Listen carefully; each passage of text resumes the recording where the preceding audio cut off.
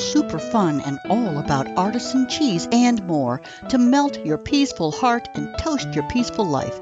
Coming to you from the Appalachian Mountains of southwestern Virginia, this is the Peaceful Heart Farmcast.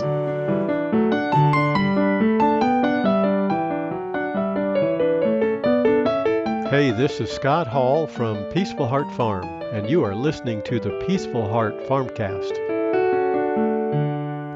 Hello, everybody. It's Melanie Hall here, and I'm back, finally. I hope you are doing very, very well. I hope you had a wonderful Christmas and New Year celebrations. We are now into 2022. Hope you're having a good time with your family and friends. It has been at least 4 months since I've talked with you all. It just takes a great deal of time and energy and money to make this podcast happen. And more on how you can support us later in the podcast. But right now, I want to say how much I appreciate all of you. I'm putting forth the effort to get back on track and to once again interact with all of you. I've been slacking and you deserve more from me. We've all been lonely and isolated these past 2 years, and I intend to bring a little bit of love and light into each of your lives. I've always talked about tradition and the value of tradition. From the summer of 2021 into winter 2022, which is right now, I've come to appreciate God and our Lord Jesus Christ in a deeper fashion. Probably none of you know that I'm Catholic. If you do know that, it will probably not surprise you that I attend the traditional Latin Mass. It's just another place that tradition permeates my life. And I'll continue to talk about traditional homestead living and our traditional raw milk products and artisan cheese, of course. But don't be surprised if you hear more exclamations like glory to God or praise Jesus. We all need more reminders that we are loved. Now, let me talk about one of the things that I've been working on over this past 4 months. I've started a locals community. It's a place, it's a social media platform, and it's a place where we can come together and talk about whatever we want. There's no censorship. Think along the lines of a Facebook group page where everyone's posting and commenting and supporting one another. There's no cost to become a subscriber, a member, and you get access to these podcasts as well as select other content. Now, there is a subscriber level that requires a financial commitment. So there'll be these podcasts will be there, pictures of the animals that I talk about, and maybe even some short videos. A lot of the stuff that you would normally see on Facebook. So basically, we're kind of moving from Facebook over to the locals community. And in order to support me and this podcast, I am going to be looking for people to become paid subscribers. And the biggest advantage you have in becoming a paid subscriber is that because there is a little bit of financial investment, there are no trolls. Should someone be willing to pay the minimum monthly fee only to come in and harass our community, I can remove them. We have complete autonomy within our community. And no one is going to collect your data and sell it for advertising. That's not what Locals is about. In fact, it is designed to free us from that intrusion into our personal lives by the technical oligarchs getting rich from our love for each other. And I urge you to check it out. Support this podcast by becoming a paid subscriber. Or just enjoy the free stuff. That's perfectly fine too. I'm considering starting a subscription-only group of followers over on that platform for those who are looking for more faith in their daily lives, whether you have your own homestead, dream of having one, are perfectly satisfied living in the suburbs and purchasing food from your local farmers. Faith plays a part in all of our lives. And definitely let me know if you're interested in participating in a religious conversation in an interactive way on the Locals platform. Again, freebies, you're not going to see any of that, but if you're interested in that, paid subscribers could see it. It'll also be on a playlist, so if you're not interested in that, you'll still have access to all of the other exclusive content for paid subscribers. Now, so the playlist allows me to kind of separate one piece of content from the rest. So anyway, I'll have to sort out my different playlists, and anyway, that's just another task on my list. And again, to support the show, become a paid subscriber. It's not required. However, when I make a post, a paid subscriber, which is, by the way, $5 a month, you can do more than comment. You can make your own post on the topic or post a topic of your choice, share a link, start a conversation, ask a question. Other paid subscribers can also comment on your posts and or mine. And then the free community, you'll be able to see all of those posts and all of the discussion that goes on there. You just won't be able to do the posts or communicate or contribute with comments. So it is a community. And so enough of all of that. Check it out. Let me know what you think. If you have trouble figuring out what you need to do, email me at melanie@peacefulheartfarm.com. That's melanie@peacefulheartfarm.com. And let's get on with the podcast. I appreciate all of you so much. I know it's been 4 months since we've talked. There is so much that has happened. I can't possibly just pick up where I left off last fall and go forward. There's a lot of back stuff that I'd like to fill in, but I'm not going to be able to fill it in all at once. I'm just going to start from where we are and kind of go from there, fill in a little bit at a time. So if there is something that I've talked about in a previous episode that is still hanging in the air that you need an update on, just let me know in an email. By the way, messaging is also available on Locals for paid subscribers, and it's free on our Facebook page. Just type in Peaceful Heart Farm in either of those platforms, and we should pop right up. So it's 2022, and Scott is healing well from his cancer bout. I'm still a little unsettled, and we've got all kinds of follow-ups and dealing with the hospitals and the billing and all of that kind of stuff that we're still dealing with. But I'm on the upswing at the moment. It's becoming manageable at this point. There is so much going on, I hardly know where to begin. And as usual, I'm going to start with the cows. The cows are the stars of our homestead. We are a small dairy, so we have the dairy cows. But keep listening. I can only do so much in one podcast. So while today may be dedicated to the cows, I've got some wonderful dog and sheep tales to tell. And I'm going to keep to the cows in this podcast and expand on the other animals as we go along in future podcasts, so you can catch up with the homestead's evolution. Additionally, I'm going to start a series on developing your own food production system. And today I will be talking about the basics of gardening. But to begin with, let's talk about the cows. If you are a veteran listener, you already know about our girls. For the newbies, though, here's a rundown of our Normandy and Jersey girls. Claire and Buttercup are the oldest Normandy girls. They were the original stock we purchased way back in 2011. From the moment we purchased this breed, I fell in love. We got them originally just so I could make my own butter and cheese and so on. But they are the gentlest cows I have ever had the pleasure of husbanding. If you haven't heard of this breed, check out our Locals page or our Facebook page. You will be able to see pictures of these beauties. Their coloring is unique. Again, they are so gentle. They produce great amounts of milk. Their fat content is high and similar to the Jerseys, and they are the breed of choice for making certain cheeses in France. So the two matriarchs are now 12 and 11 years old, respectively. Cows can go up to 15 to 20 years, depending on the breed, but this is likely Claire's last calf before she retires. She has had consistent issues with mastitis and now produces only enough milk to feed her calf. To be a viable business, we need more than that. It has been fine over the years because we were not fully operational as a dairy, and she would bring us beautiful calves.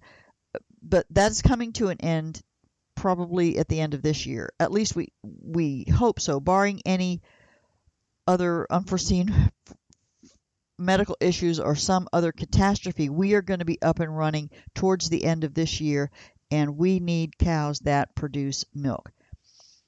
And according to the vet, Buttercup has gotten too fat to conceive easily. Since she has not taken this year or last year. That's 2 years in a row. And the vet said it's only going to get worse from here. So that means early retirement for her as well. Who knew we had such healthy and abundant grass? Because she doesn't get grain, but she's a little fatso. But she is not even giving us a yearly calf, so it's just money down the drain because that girl can chow down on some grass and hay.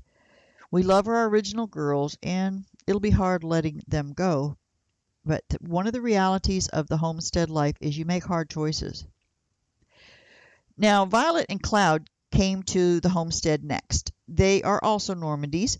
Well, Cloud is actually 3/4 Normandy. She's a quarter Angus. And she's a year older than Violet. But she is also slated for a replacement. Cloud is, she's never been an ideal cow for milking. Part of that is the 3/4 Normandy. And I don't actually even recall why we purchased her. That was back probably in 2012.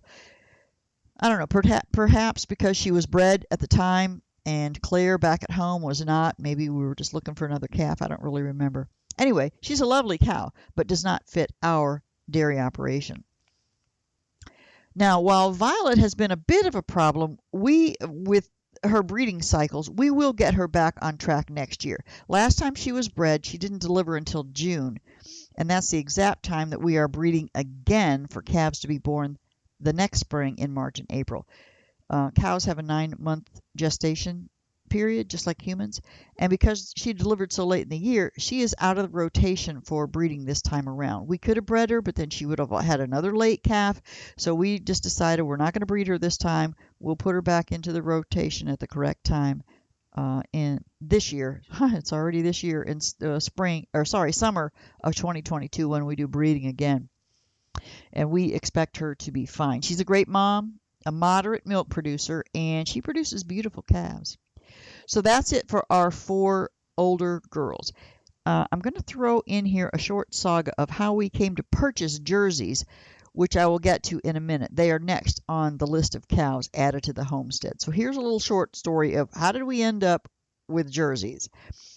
Some years back, we ran into a drought situation, and I'm thinking must have been around 2014 or 2015, so 6 or 7 years ago. We had lots of cows, calves, and about 70 sheep, and no rain for an extended period of time.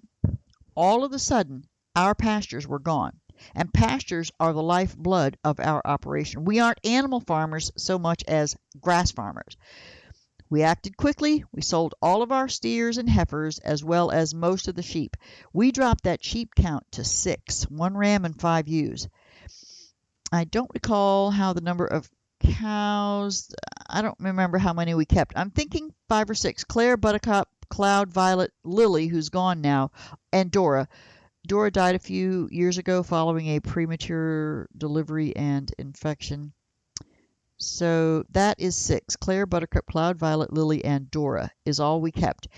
And I think we had probably close to 20.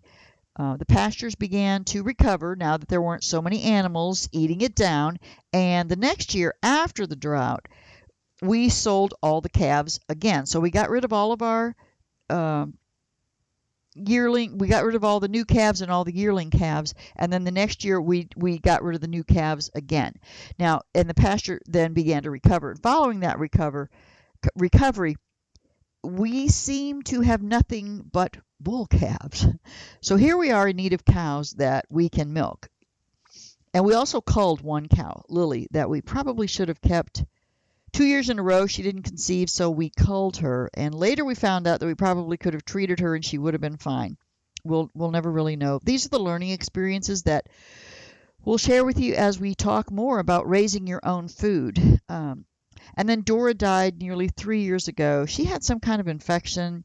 She delivered about 2 weeks early. The vet saved her calf, and she treated her as best she could, but she did not give us a favorable prognosis, and she was right. Dora died 3 days later.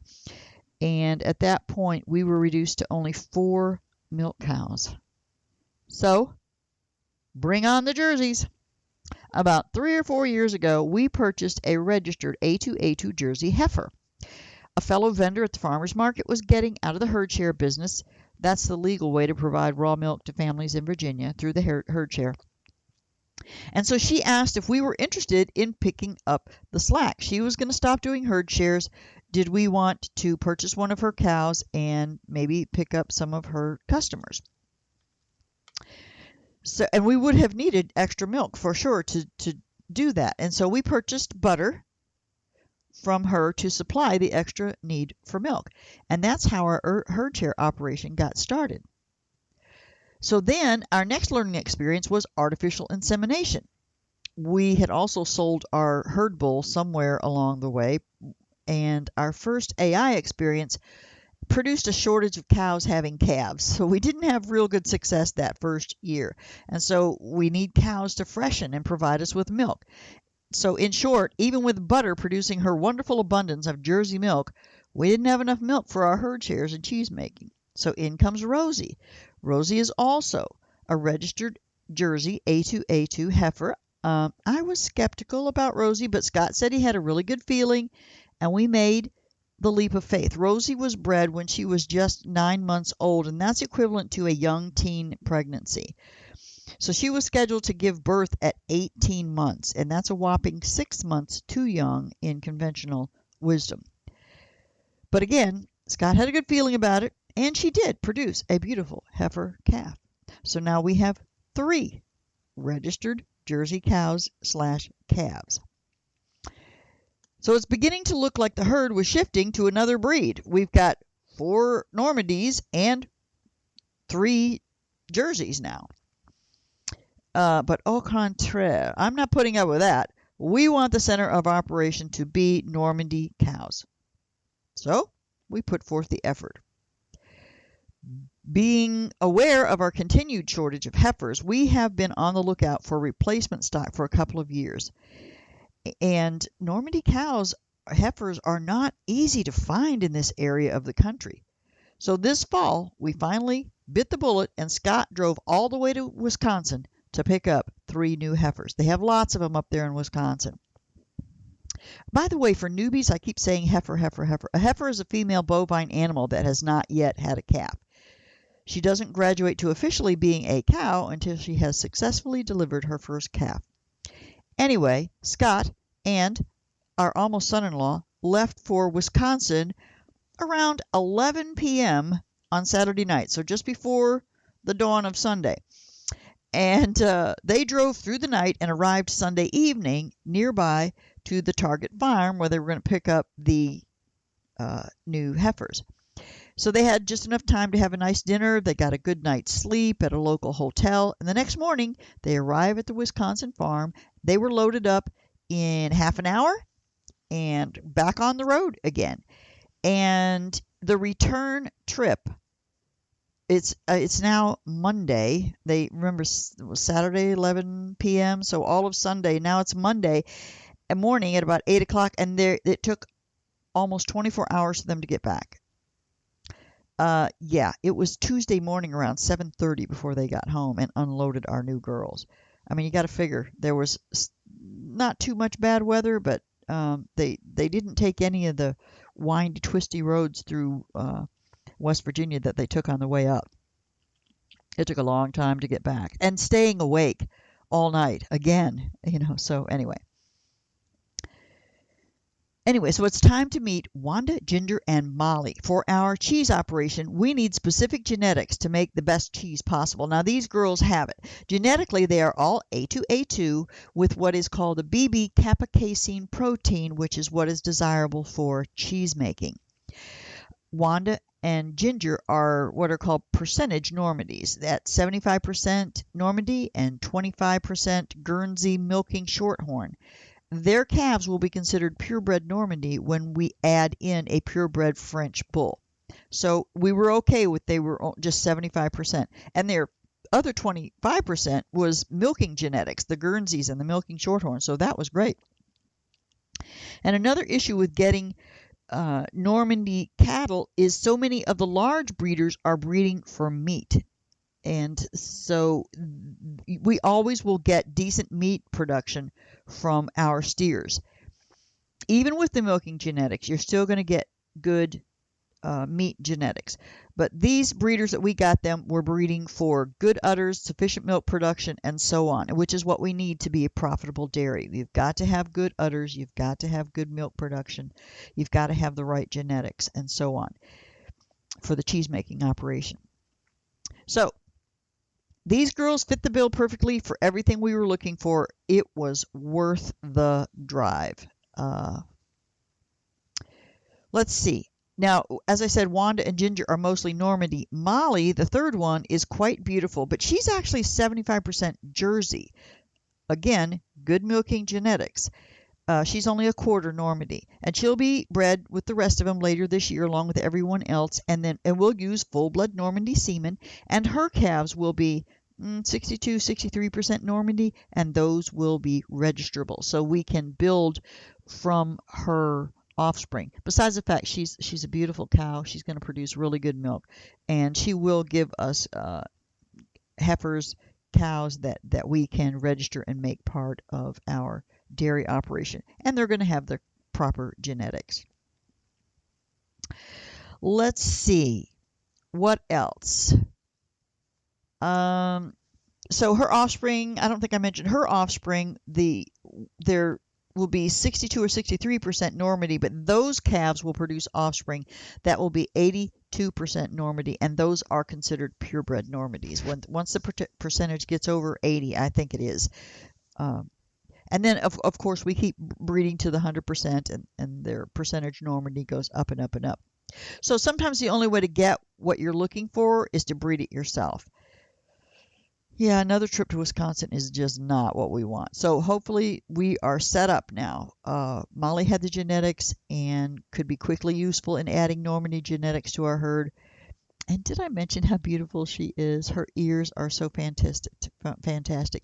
She is a color that is called mulberry. Her ears are her coat is really dark, almost black, and the mulberry is kind of such a purplish looking color, and her ears have that color. So anyway, she's beautiful.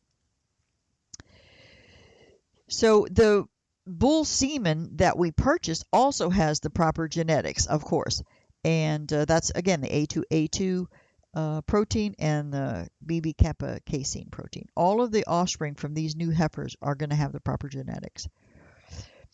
I guess I left out the piece that none of the current cows that we have, the Normandies, have the complete set of proper genetics.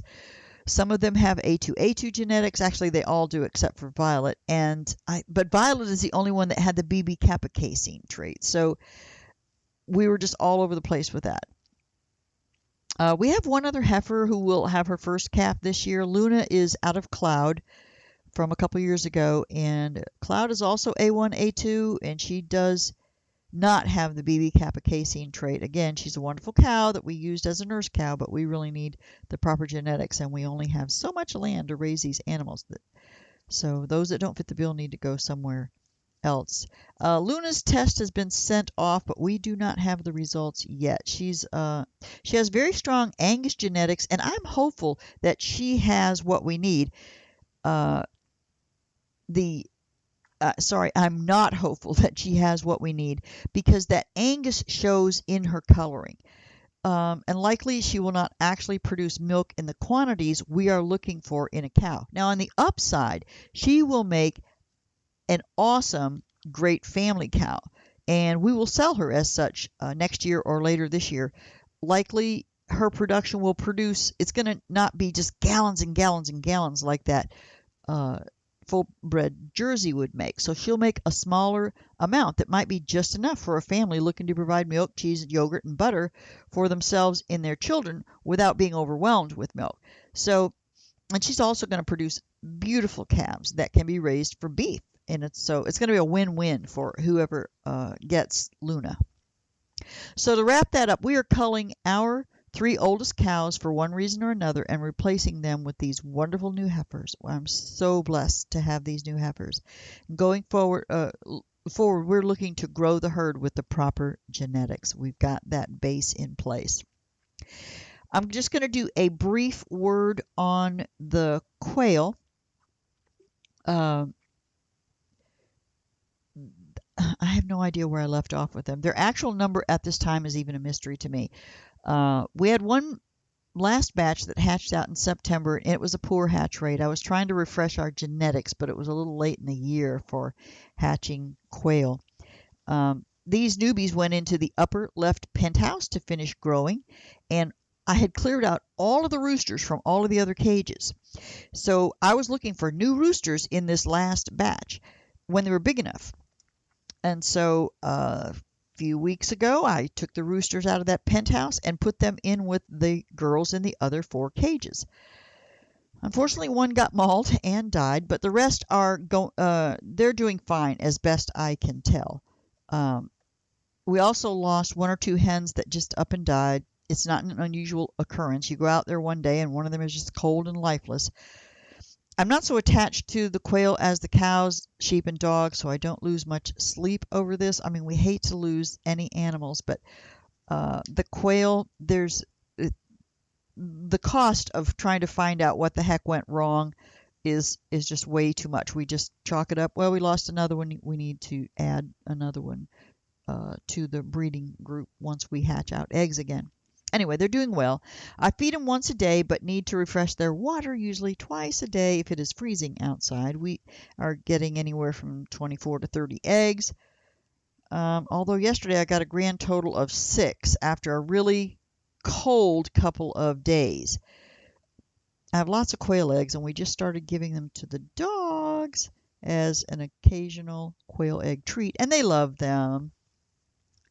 So that's it on the quail for the moment. I'll probably talk more about them as we get going. But let me just talk about the dairy parlor and the creamery.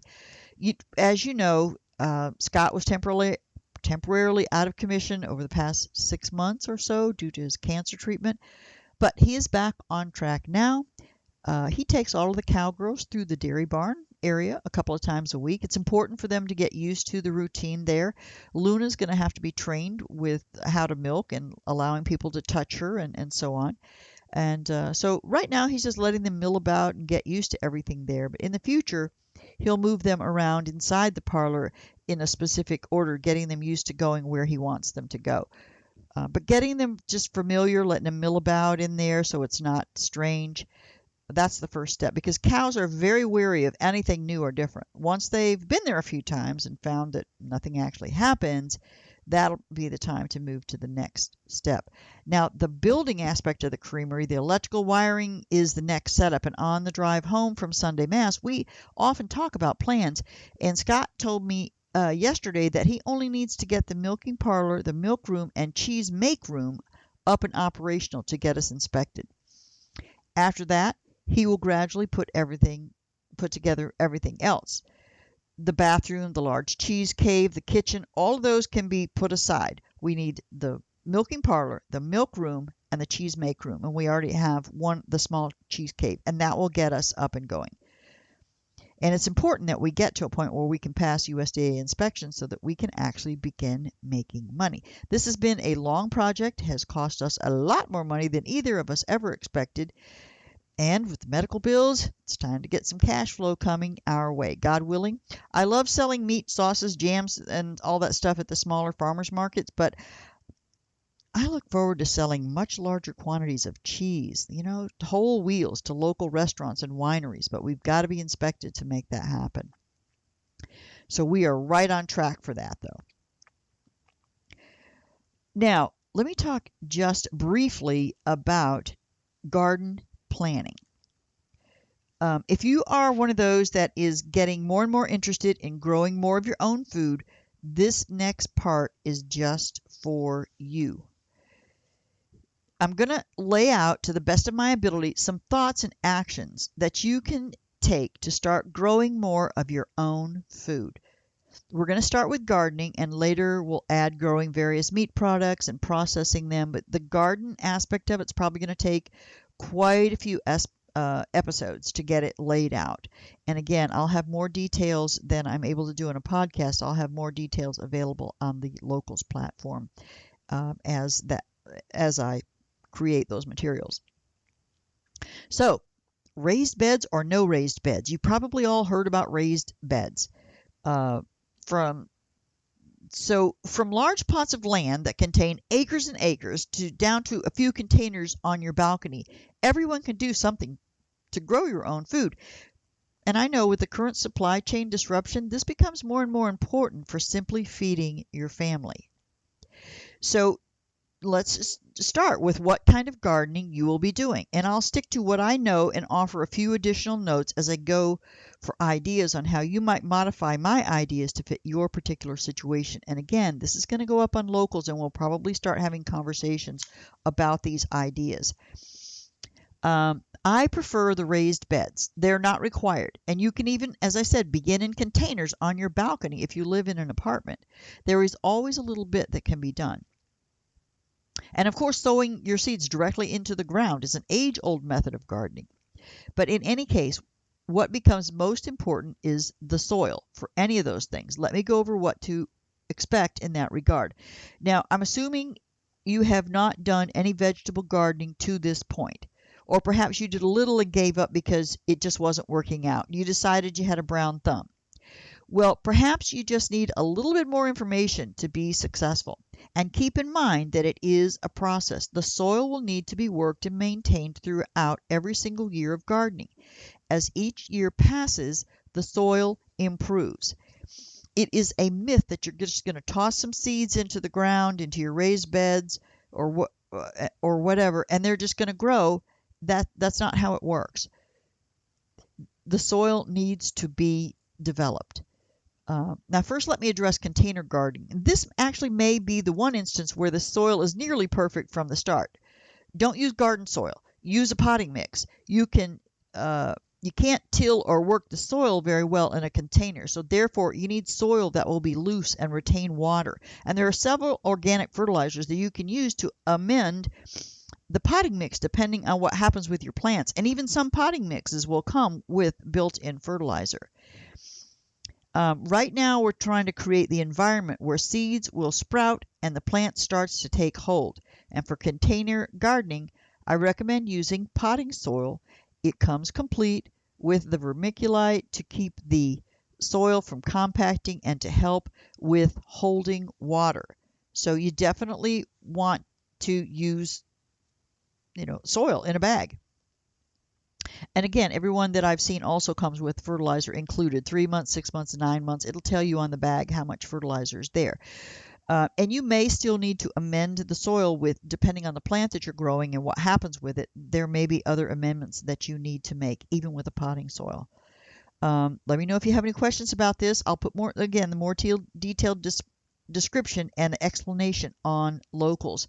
And as I said, the paid members will be able to post their ideas and comment, so you'll see this conversation happening in the feed on Locals. Let's see. All right, so let's move on to raised bed garden soil. And because with raised beds, you're using a specific sized area to garden, and often it is sometimes it depends. Is it too expensive to fill your beds with organic soil? And it depends, again, on how many beds you want to create and how high you make the sides of your raised beds. So you can do it complete with organic soil. That might be really expensive, and you'll still need to work it. I'll get to more of that in a little bit. In our case, the raised beds are 24 inches from the ground. Scott stacked cinder blocks 3 high, and they are 8 inches each. So that's 24 inches from the ground, 2 feet.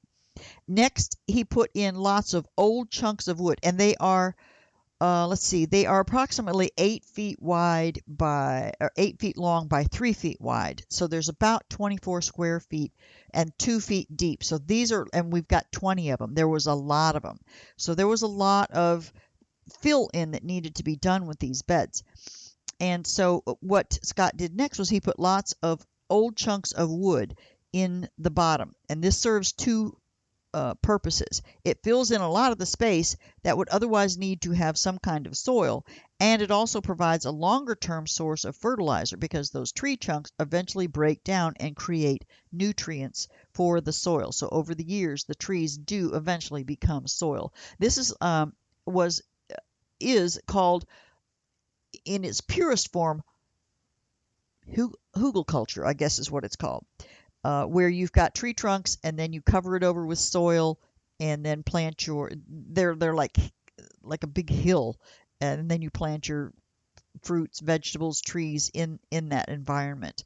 So we use that concept for our raised beds where we put these chunks of wood in there.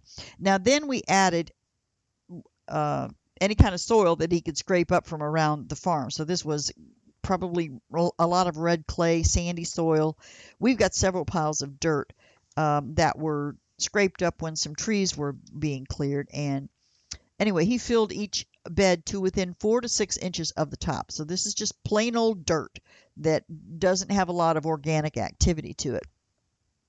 And then the last few inches contained organic material from other places around the homestead. When the cows are eating hay in the winter, they all gather around the bale and they eat to their heart's content. And out their other end, the fertilizer is deposited on the kind of bed of hay that's been pushed out outside of the hay ring. They're slinging it all over the place. So they're standing in some hay, and they're going walking to and fro to the hay ring, and they're treading on this mess of discarded hay and poop and pee, and they mash it up into a great big pile of soon-to-be black gold composted material. So then each year Scott moves the hay rings around to other locations. So they'll make a big pile of compost in one area, and then he moves to another area, makes another big compost area there, and that spreads out the compost. So at any given time, he can go out there where a hay bale was a year or two earlier and just dig up that black gold, because after a year or so, it's just black dirt and just full of earthworms and all kinds of biological activities going on there. So he scoops it up in the tractor bucket and brings it over to the garden. So every year we add new composted material to the top of that soil. And so at first it was like 4 to 6 inches that he put on the top, but I think we put about 3 inches just about every year, 3 inches or so of new compost, and that keeps working on down through the soil to remember that just plain old dirt that we put in there. So eventually the soil gets richer and richer. So after about 3 years or so, the soil, if you're doing this regularly, adding new composted soil to the top, the soil is going to get really, really, really good, and it will get farther and farther down into the ground or down into your raised bed, depending on what you're using, where you're planting. But again, don't expect too much from the first year or two. Even if you purchase the most expensive compost you could find, it takes time for the soil to settle down and begin to create all the little bugs and bacteria and such that are necessary for really fertile soil. And the longer you work a particular piece of earth, the better it gets. That is, if you're continually amending the soil. When I say you're working it, you're continually adding new composted material into that soil. And you're also disturbing it as little as possible when you're using a raised bed. Now, if you till the earth, if you've got the time, the energy, and the space, you can till up the soil and plant directly into the ground. And this method takes the longest to start to produce a crop that will fully meet your expectations, in my opinion. Well, again, in my opinion, it depends on how much you're willing to invest in, how much good soil do you have that you can continue, to throw onto your quarter acre or half acre or 2 or 3 acres, whatever it is. So you start with a few inches of compost on top, and it will take a lot of compost for even a quarter acre. Every year, again, you're adding another layer of compost on top. And that, combined with regular fertilization during the growing season, is the way to creating the perfect soil. So I'm not going to talk about fertilizers in this. This really is about all I have time for in this particular podcast. And there were just the briefest descriptions of what it takes to get started in gardening. Look for more information on our locals.com community. So that's it for today's podcast. It's so good to be back with you. Again, I hope you all had a wonderful and blessed Christmas and are experiencing a joyous New Year. We had friends and family over and had a wonderful time. I hope you did as well. We continue to move forward with our homestead plans. The updates on the cows are just beginning. There is so much more with the sheep and our beautiful livestock guardian dogs. I'll focus on them in the next podcast. I hope you enjoyed the garden planning topic, and if you have questions, check out our locals.com community for more information. Again, the Locals platform is where we can come together as a community. I will be posting these podcasts there as well as other content that might have previously gone to Facebook or Instagram. You will need to be a subscriber to be able to comment and post. Subscriptions can be as little as $5 per month. Premium subscribers, it's $25 per month, and that gives you access to me via direct message on the Locals platform. I truly appreciate any and all support that you give to this podcast and to the traditional life. If you like this content and want to help out the show, the absolute best way you can do it is to share with any friends or family who might be interested in this type of content. Let them know about the Peaceful Heart Farmcast. Now, if you've enjoyed this podcast, please hop over to Apple Podcasts or whatever podcasting service you use, subscribe, give me a 5-star rating and a review. The reviews really get them to start pushing the podcast in front of more and more people. Thank you so much for stopping by the Homestead. And until next time, may God fill your life with grace and peace.